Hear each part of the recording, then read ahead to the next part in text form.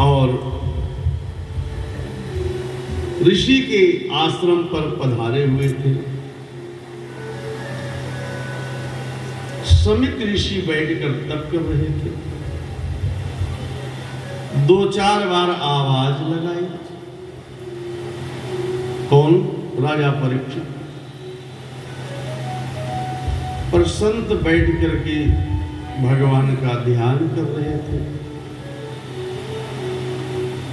बगल में सर्प था मरा हुआ। समिक ऋषि के गले में मरा हुआ सर्प डाल दिए।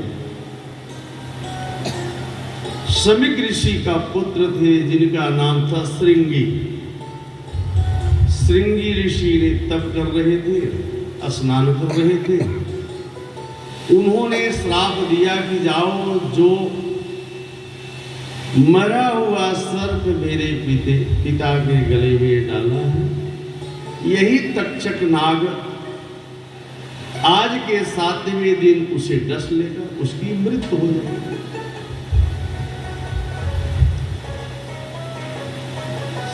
समिक ऋषि का जब आंख नेत्र खुला कि मेरे दरवाजे पर राजा आए थे, जल की याचना कर रहे थे, तो मैं जल नहीं पिला पाया क्योंकि मैं ध्यान में मग्न था, भगवान की लीला देख रहा था।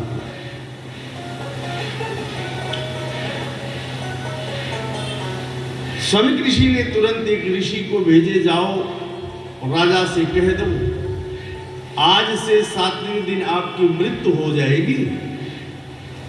आप कोई भी सुंदर कार्य करके अपना इस 7 दिन बना लीजिए, किसी संत के पास चले जाओ।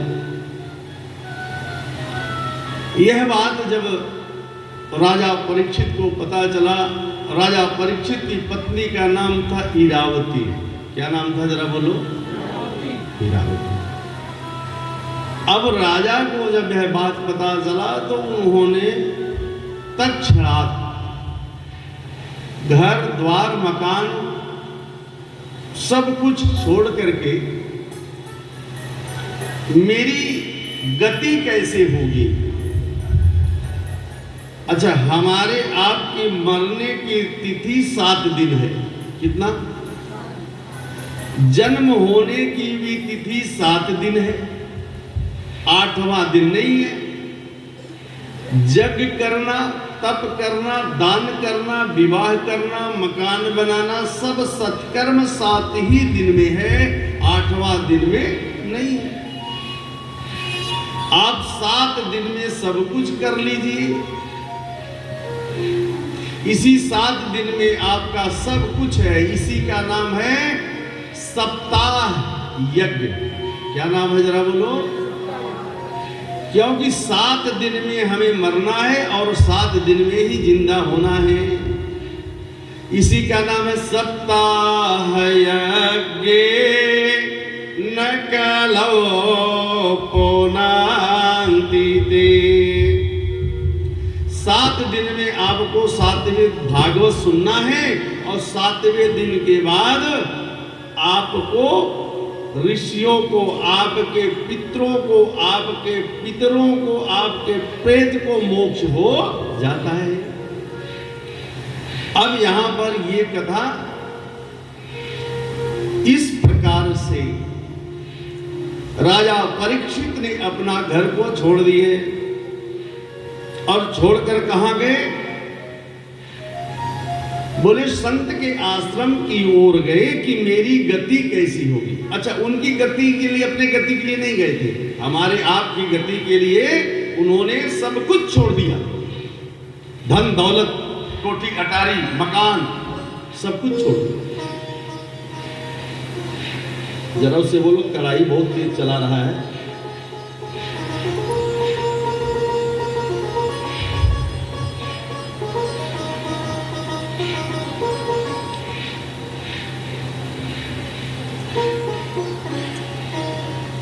तो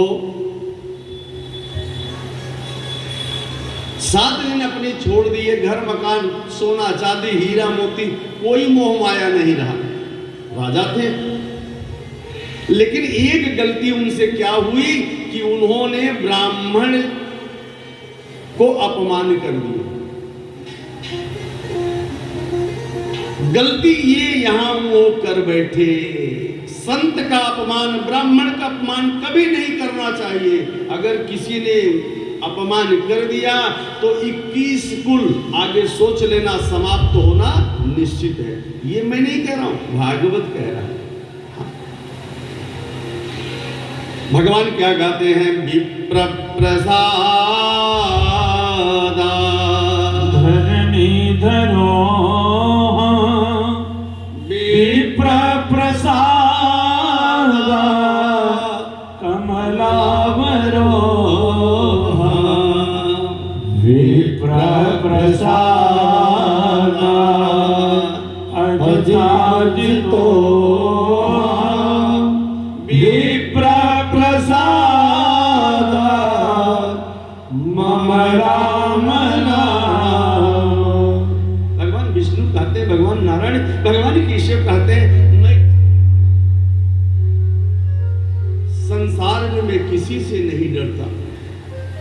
ये भगवान नारायण स्वयं कह रहे हैं, मैं संसार में मैं किसी से नहीं डरता। मैं डरता हूं तो केवल ब्राह्मण से डरता हूं। ये भगवान नारायण, भगवान विष्णु कह रहे हैं, मैं किसी से नहीं डरता, डरता हूं तो केवल ब्राह्मण से डरता हूं। क्योंकि विप्र, अगर ब्राह्मण हमारे महाराज अगर खुश है ना, तो हम सब खुश हैं। श्री माने लक्ष्मी, लक्ष्मी वही वास करती है जहां ब्राह्मण संत की सेवा होती है। अब ये राजा परीक्षित ने घर छोड़कर चले गए, तो किसी संत ने कहा, भैया आज आप महामृत्युंजय करा लो। तो किसी ने कहा महामृत्युंजय मत कराओ, तो ये पूजा करा लो, राहु का जाप करा लो। किसी ने कहा शनि का। भागवत कहता है कि अगर शनि राहु केतु, घर का क्लेश तब आता है जब आपका पितर रुष्ट होता है, तो आपके घर में, किसी के घर में कैंसर जैसी बीमारी आती है। अगर हमारा पितर बिल्कुल टनाटन है, बिल्कुल अप टू डेट है, तो घर में किसी प्रकार का रोग, किसी प्रकार की बीमारी घर में नहीं आ सकती। बड़े भाव से इदम भागवतम पुराणम,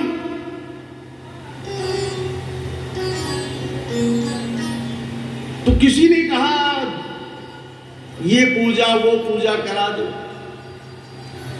लेकिन ध्यान रहे, राहु केतु आपके पितृ अगर आपके अनुकूल हैं, तो कोई ग्रह आपके घर में नहीं आ सकती। अब भागवत होने मात्र से सारा ग्रह, सूर्य, चंद्रमा, तारा, नक्षत्र सब स्थिर हो जाते हैं। ऊपर से आपका पितर आशीर्वाद देते हैं। तदेव लगीनम सुदिनं तदेव तारावलांचम द्रवणं तदेव विद्याभरणं देव प्रबलं तदेव लक्ष्मीपते ते गृहस्मरा नामास्तेषां देयस्तेषां संकुतस्तेषां पराजया येषां विन्देवरश्यामो हृदयस्थो जनार्दन। सारे तीर्थ, सारा सागर, सब देवी देवता आपके अनुकूल हो जाते हैं। क्या कराने से? भागवत कराने मात्र से आपके सारे तीर्थ का फल मिल जाता है। न गया, ध्यान से सुनना, न गया न काशी गोदावरी।